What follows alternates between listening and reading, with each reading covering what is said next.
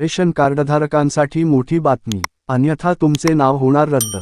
नमस्कार मित्रांनो, स्वागत आहे आमच्या यूट्यूब चॅनलवर। नवनवीन अपडेटसाठी आत्ताच सबस्क्राइब करा।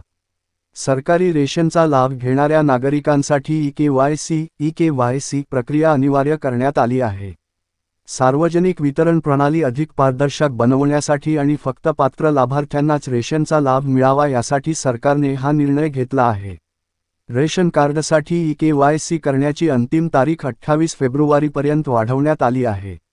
जर तुम्ही वेळेत ई-के-वाय-सी पूर्ण केली नाही, तर तुमचे नाव रेशन कार्डमधून कमी केले जाऊ शकते आणि तुम्हाला सरकारी रेशन मिळणार नाही।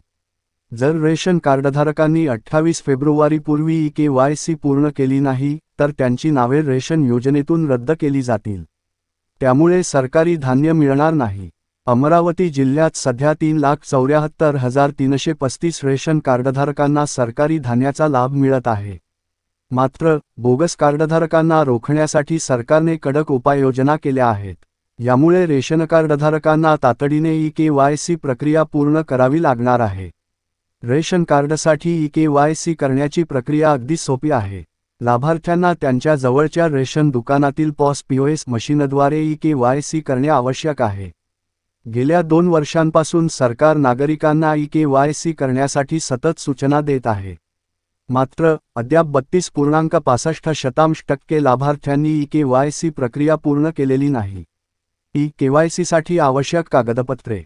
ई-के-वाय-सी प्रक्रिया पूर्ण करण्यासाठी तुम्हाला खालील महत्त्वाची कागदपत्रे आवश्यक आहेत: आधार कार्ड, रेशन कार्ड, शिधापत्रिका। ई-के-वाय-सीचे महत्त्व काय आहे?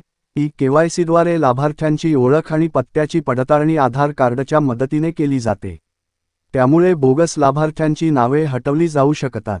रेशन कार्डवरील प्रत्येक व्यक्तीचे सत्यापन करणे गरजेचे आहे। जर लाभार्थ्यांनी यापूर्वी ई-के-वाय-सी पूर्ण केली नसेल, तर त्यांचे नाव रेशन कार्डमधून काढले जाईल।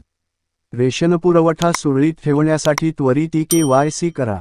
सरकारने रेशन कार्डधारकांना अंतिम तारखेपूर्वी ई-के-वाय-सी प्रक्रिया पूर्ण करण्याचे आवाहन केले आहे। त्यामुळे तुम्हाला सरकारी रेशनचा लाभ सुरू ठेवायचा असेल, तर 28 फेब्रुवारीपूर्वी तुमच्या जवळच्या रेशन दुकानात जाऊन ई-के-वाय-सी प्रक्रिया पूर्ण करा। अन्यथा तुमचे नाव रेशन कार्डमधून काढले जाईल आणि पुढे तुम्हाला सरकारी धान्य मिळणार नाही। सूचना: वरील माहिती आम्हाला सोशल मीडियाद्वारे मिळाली आहे। आम्ही ती तुमच्यापर्यंत पोहोचवत आहोत। कृपया बातमीची स्वतः खात्री करून घ्या। धन्यवाद।